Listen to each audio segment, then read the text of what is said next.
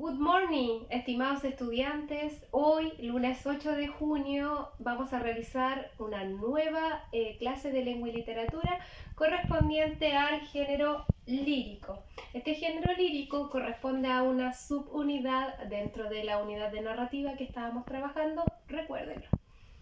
Vamos a comenzar, ¿cierto?, realizando un pequeño feedback o retroalimentación sobre la clase anterior de donde trabajamos los elementos del género lírico.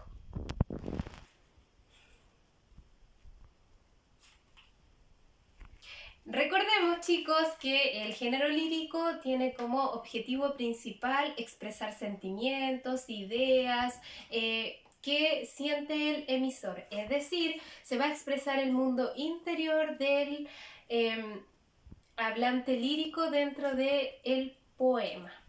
Recordemos también que dentro del género lírico, para poder escribir sobre aquel, necesitamos una idea, ¿ya? Es decir, un tema en particular que va a corresponder a mi objeto lírico.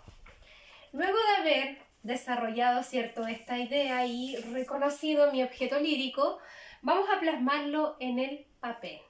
Por eso necesitamos conocer muy bien cuáles son los elementos del género lírico. Recordemos que en primer lugar tenemos al hablante lírico, ¿cierto?, que es esta voz ficticia dentro del poema que es creada por el poeta. Vamos a recordar, ¿cierto?, que el género narrativo que estuvimos trabajando tenía como voz ficticia el denominado narrador. En este caso el género lírico es lo mismo, pero se conoce como el hablante lírico. Tenemos también dentro del género lírico el objeto lírico y el motivo lírico. Eso es lo que ahora vamos a analizar más detenidamente para que les quede más claro. Entonces vamos a trabajar con los elementos de la poesía o los elementos del género lírico. Tenemos que tener presente que tenemos tres elementos. Uno de ellos es el hablante lírico, los que ya le comentaba, que es esta voz ficticia que se presenta dentro del poema y que nos da a conocer y expresar los sentimientos del poeta. Tenemos también que el hablante lírico tiene que dar a conocer un objeto lírico, ¿cierto?, que va a ser de aquello que se habla en el tema. Ese es en el poema, perdón. Ese es el objeto lírico, de aquello de lo que se habla en el poema. El tema o motivo lírico también va a ser lo que aquel objeto lírico a mí me provoca. Es decir, el motivo lírico, ¿cierto?, va a ser aquellos sentimientos que me provocan este objeto lírico. Por ende, vamos a dar unos ejemplos ahora para que les quede un poco más claro.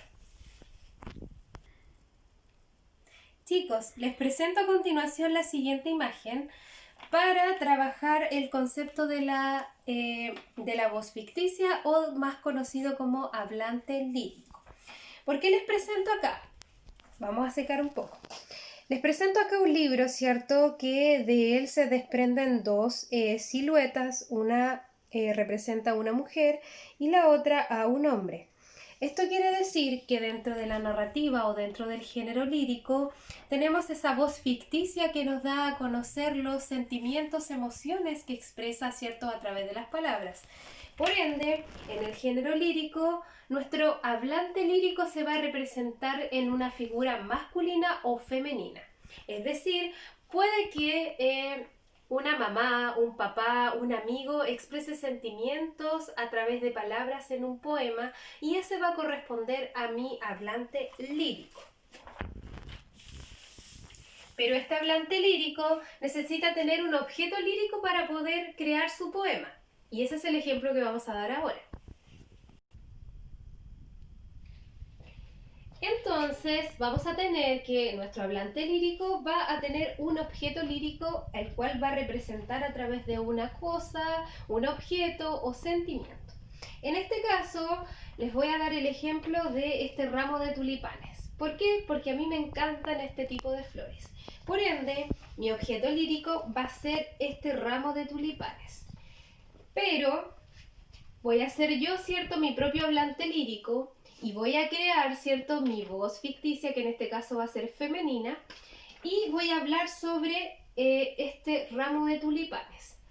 Pero para tener mucho más claro cuál va a ser mi tema o motivo lírico, yo necesito saber qué me provoca este ramo de tulipanes.